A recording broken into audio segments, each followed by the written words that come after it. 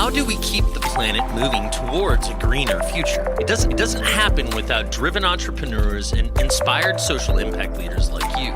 This podcast will give the tools and insight you need to join the sustainability movement and save the world. This is Thinking Green with Mohammed Abdallah.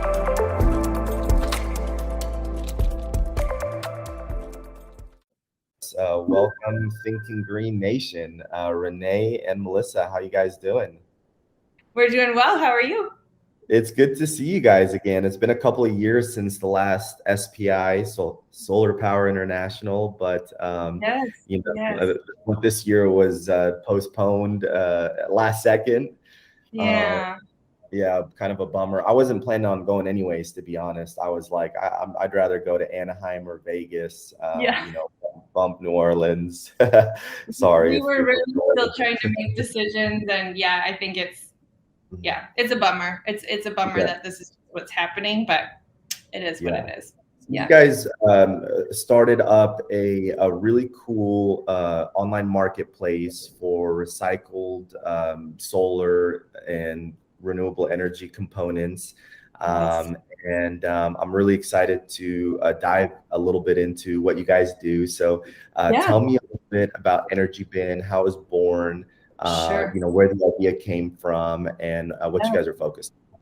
Yeah, absolutely. Okay, so EnergyBin is a part of a company called the Broker Exchange Network. And the Broker Exchange Network actually launched like 20 years ago with a company called brokerbin.com.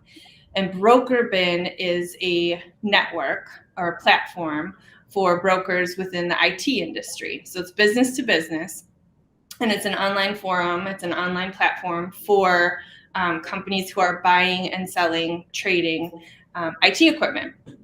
And so that has gone very, very well for us. Honestly, we're the leaders in the country. We have 14 to 15,000 clients in 63 countries. And so that is how Broker Exchange got started.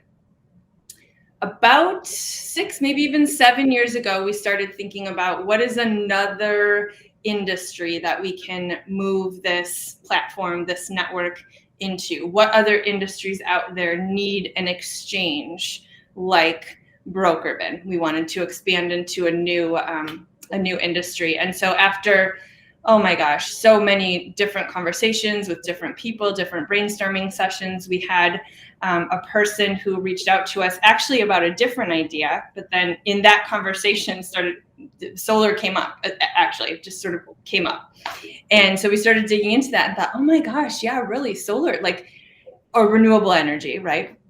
There needs to be an exchange there. And so we started talking to all kinds of different people within the industry, all kinds of different people who work within solar, and understood that, oh my gosh, there really was not a centralized place for companies that are have excess stock, for example, or are looking for a replacement part, or all of these different scenarios. And we were hearing really, honestly, kind of crazy stories okay, there would be these huge installations and all this excess stock would be ordered and it would just be left, and people would, leave the site, leave the job, and, panels and things would just be sitting there, probably in someone's, I don't know, storage shed or whatever, wherever it was. And we kind of couldn't believe this. Oh, you're kidding. Let's create this exchange. So that's a really kind of in a nutshell version, but we were excited. We were excited at that point to think about the opportunity, because that's exactly what happens on the BrokerBin side. And we've had a lot of success, and we've heard some really cool stories about companies being able to reuse, repurpose, recycle through the platform. So that's kind of how it was born. It's super interesting, because solar is this renewable energy, sustainable industry, and here you have really a whole lot of contractors ordering massive amounts of equipment, and then after the completion of the job, they have all this excess stock. They don't know what to do with it. They leave it in this big empty field. So a lot of naysayers, a lot of people that don't like the solar industry will always point to the fact that what's going to happen when all these solar panels just get, out of life, and then what are you going to do with them? Like, where are they going to go? Right? Are they just going to go, sit in a landfill and release toxic elements into the atmosphere, and lead and whatever have you. So I think first and foremost, what most people don't understand is that you can recycle the majority of the solar panel, right? Silver, turn into silicon into sand. Back in there's a lot that can be done. Probably 95+% of a solar panel can be recycled. Now, whether companies choose to pay for those to be recycled or not is a different story. Right. For example, we have a company down the street from us in North Texas called Eco Environmental. Okay. And they recycle I want to say 80+% of the nation's solar panels. Something crazy. Gosh. And they're right down the street from us. And we ran out of, or not ran out, but we had a job where maybe at tops there were 50 damaged solar panels. Okay. And so we brought them back to our warehouse. We're like, what do we do with these? We found this company. They're like, oh my God, they're 10 minutes down the road. And then we showed up. They're like, oh, this is such a small stack that we're not even going to charge you for it. Oh, nice. So super cool guys. But the idea is that wow, these companies do exist. There are recyclers out there. There are exchanges. You guys are more of this is maybe a physical recycler. You guys are a digital recycler, repurposer, and that's pretty cool too, because you could actually scale a lot more, and you can also repurpose the things to where they're not necessarily recycled, but someone else is using it on another project. And then now I think with these whole reports around second life solar panels in third world countries and developing. Absolutely. That's a game changer too. I was kind of curious, what is EnergyBin doing? How are they thinking about that global transit? How is the supply chain affecting all that? There's a lot in that question. But I would say, first of all, just sort of generally speaking, that's really one of the things that we say all the time is that, and we just were in a conversation, did a webinar with Peter Pearl last week, and he said something like, instead of saying end of life, I like to say new life. And so I'm kind of because we say end of life here a lot. And so I'm like, no, I'm going to start saying new life, Okay. But anyway, so if there is still life left in the panels, and here in this country, that's kind of the case. Sometimes it's just new and it's excess, or sometimes it's, hey, we're updating, or now we have to meet this, regulation or whatever. So we're putting new stuff on, and we've got this equipment that still has life in it. And it's kind of the whole idea of one man's trash is another man's treasure, right? I mean, there are so many places, even here in the States, that would use it, but overseas. And so what are we doing about that? That's kind of that's what we talk about. That's the story that we tell. For us, it's what we are encouraging is for our members and for other companies to develop those relationships, because the one thing with EnergyBin, just to kind of say in case this wasn't clear, is that we don't actually ever take equipment ourselves, right? So we don't ever have our hands on any of the equipment. And so what we're really encouraging our members to do is, if you have this excess stock, if you have any stock that still has life in it, here are places that you can develop relationships with, or other companies. And so we create different efforts to reach out to different types of companies all over the world that would then help facilitate that connection, if that makes sense. We're not taking in any panels that we can then send somewhere overseas or to a third world country or something like that, but we very much encourage that. I mean, that's actually part of our mission. I mean, that's what we say. This can be used. If this can be used, don't let it sit somewhere. Don't throw it away. Don't put it in the back of your garage, whatever it is. That's crazy. This can be used. And one of the things that I say all the time to Melissa and here internally is the idea of solar is, the idea of natural resource is to have this to use this. Why let's not create waste. It's like the antithesis of what the point of solar is, right?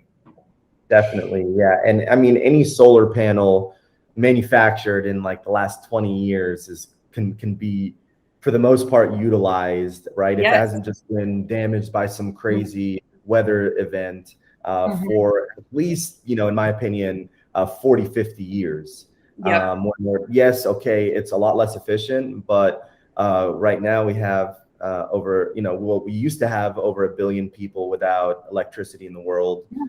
Now that number, I think there's a report, it's down to like 700 or 800 million. But those 700 or 800 million people could definitely benefit from, new life solar panels because they're just they're out there. There's actually a Bloomberg article that was, I think, released August, like late August, or just a couple of weeks ago.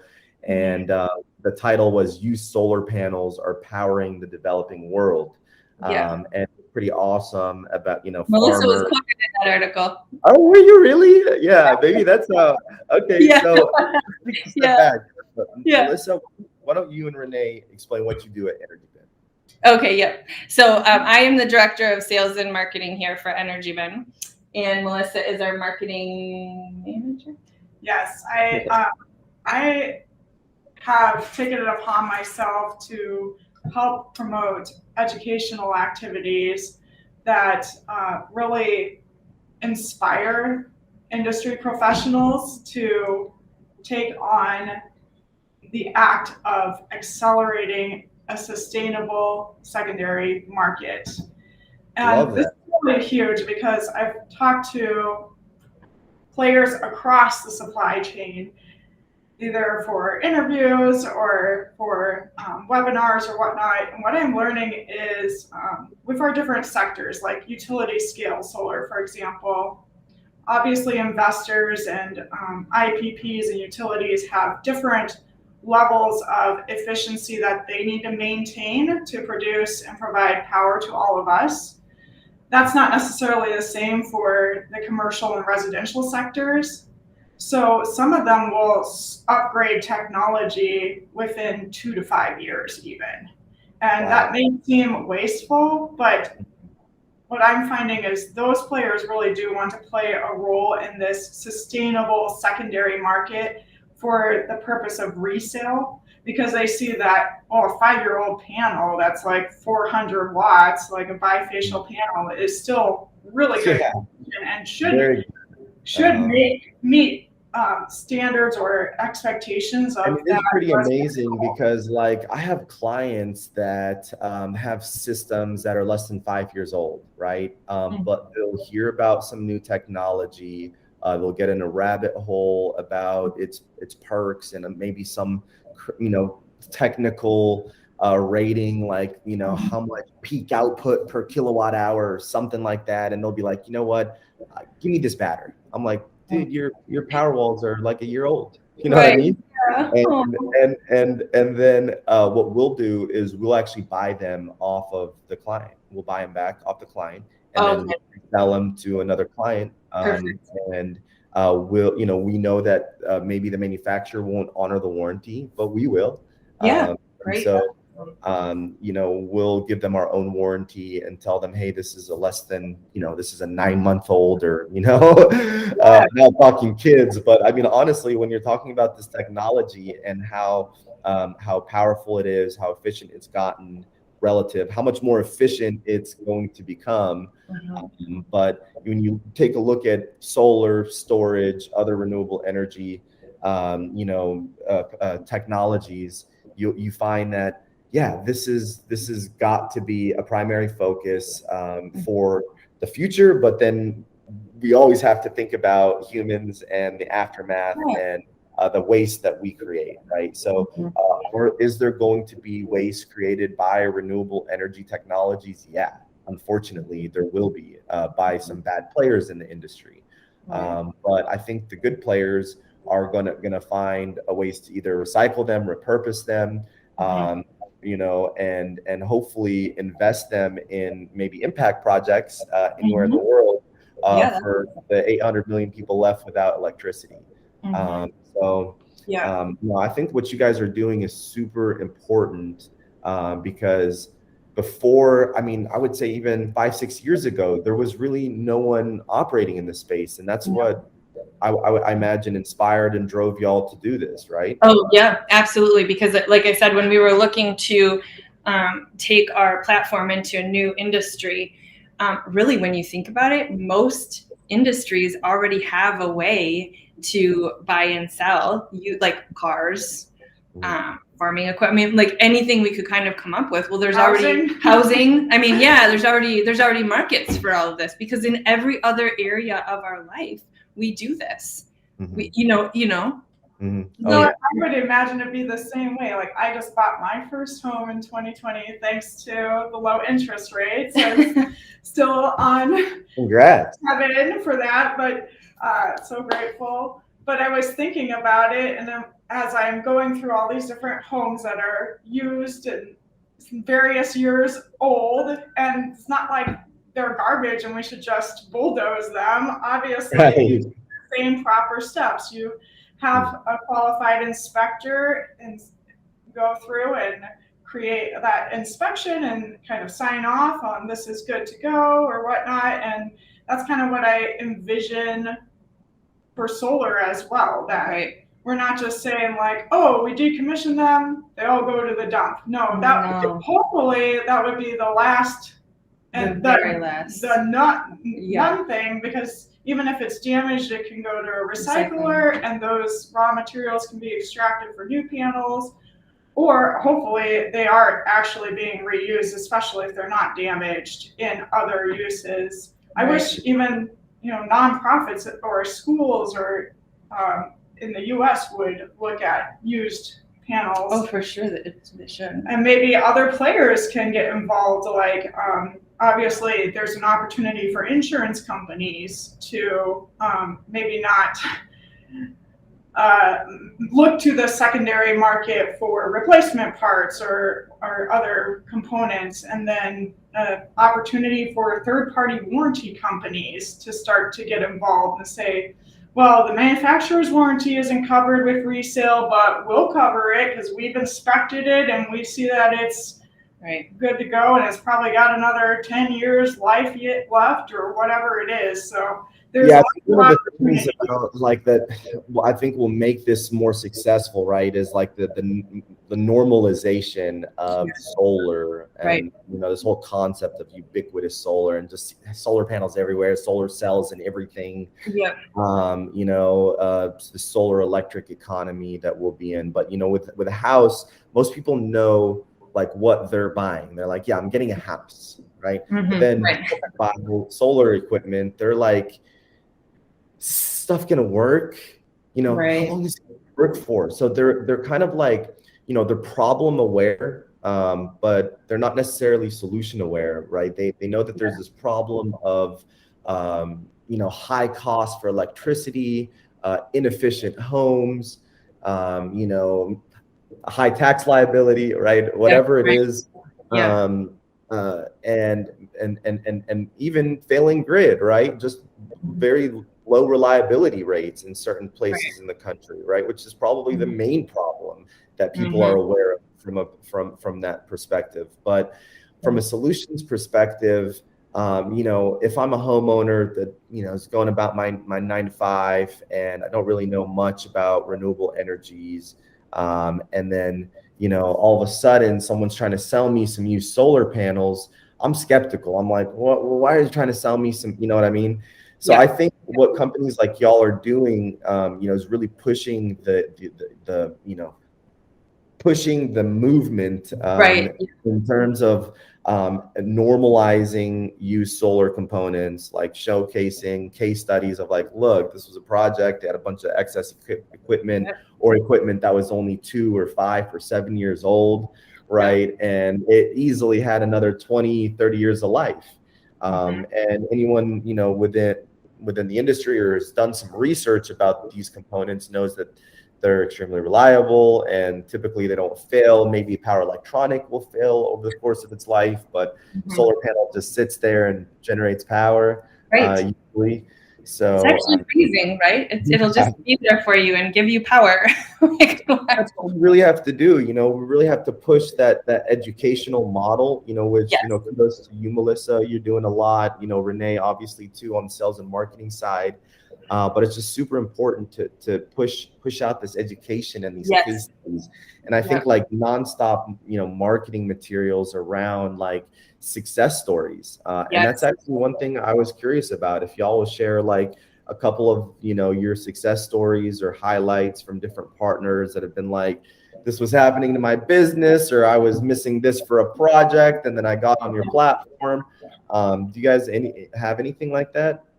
Yeah, we have several, and I'll let Melissa share her favorite ones. She is the person who puts the case studies together. But I do just want to say at this point that one of the things that we really do encourage in terms of education is learning how to be a broker, really. So we say broker, to learn to be a broker within this industry. So that's one of the things we're really kind of educating people on, because some of our greatest stories, I feel like, Melissa might want to share something different, but is coming from the brokers, from the people who are seeing the opportunity to like, Good Faith Energy has these batteries that are 9 months old and they can be used over here. So I'm going to buy them from you and sell them to this client over here, right? Like the brokering concept.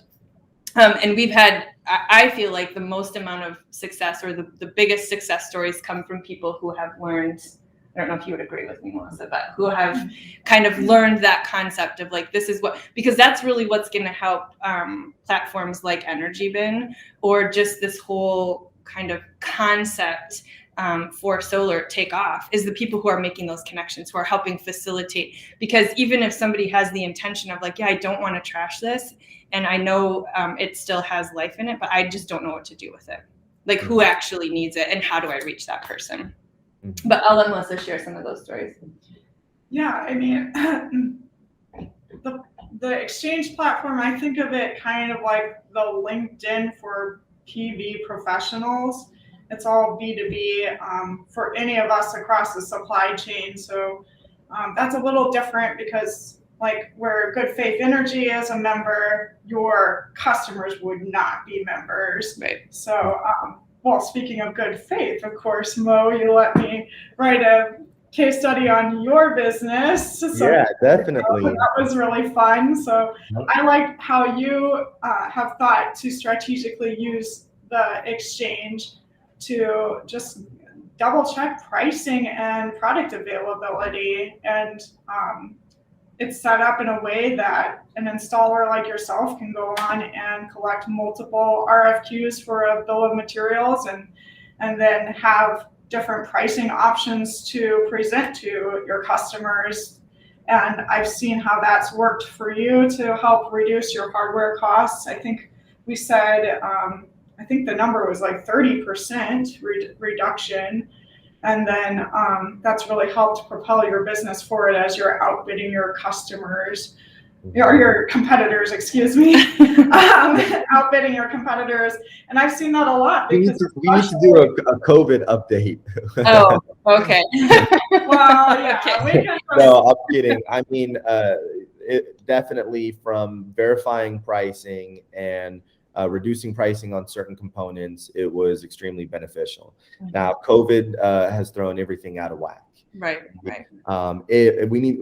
You should do a case study on COVID and the supply chain, solar supply chain. That's not a bad idea. Okay, yeah. That's a We'll good follow up on that. Yeah.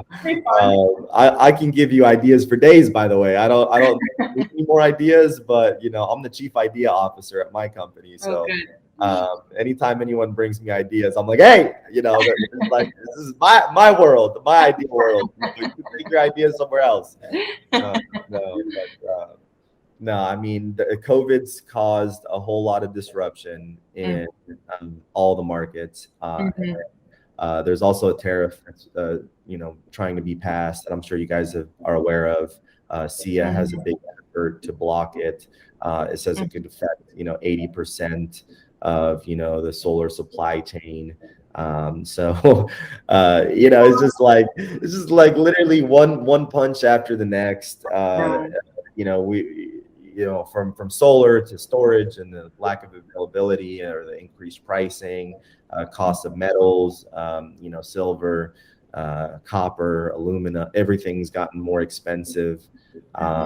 You know what I mean? It's like when people ask me why, they're like, oh yeah, I'm sure, solar costs have dropped in the last time since I spoke to you. And I'm like, no, like what world do you live in, sir? Yeah.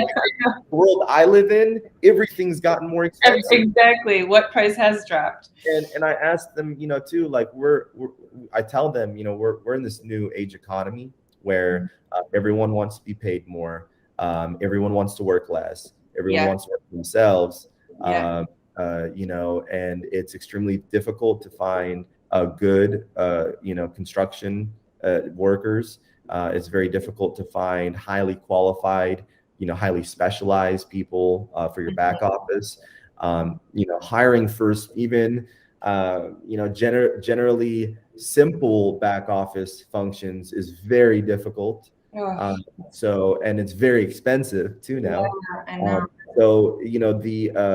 For me, I look at supply chain across the board from cost of goods sold to all the labor involved, the direct labor involved, the overhead, and I get to see it all. And I guarantee you, costs have only gone up for everything. For sure. So it's just it is what it is, but I think it is very important for you guys to highlight some of these newer developments happening, in terms of the labor market, in terms of the cost of metals, because the more that even installers on your network can point towards articles like that, more value you're getting for them, externally, internally, so on and so forth.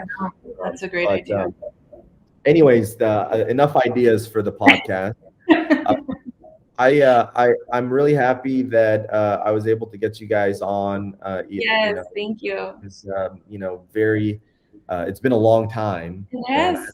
You guys, hopefully next year SPI is in Anaheim, I think. We'll hopefully link up there. Yes.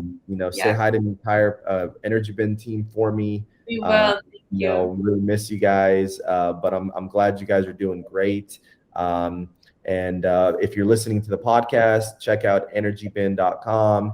It's the official online marketplace for electronic solar recycling and whatever other recycling. Do you want to give the pitch? Why am I giving the pitch?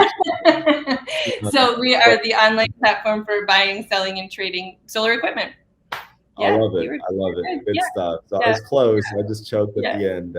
But great talking to you ladies, and looking forward to plenty more years working with EnergyBin and seeing your successes. And Melissa, keep pumping those case studies out. We need them. Maybe I can spend another 30 minutes some other time giving you all of my case study ideas. Yeah. So I sit in this office sometimes thinking about it. So now we'll just know to call you. Oh yeah, definitely. Let's do it. Thank y'all so much again. Yeah, thank you. Keep up the great work. Thank you. You too. Take care. Bye-bye. Okay. Oh, okay.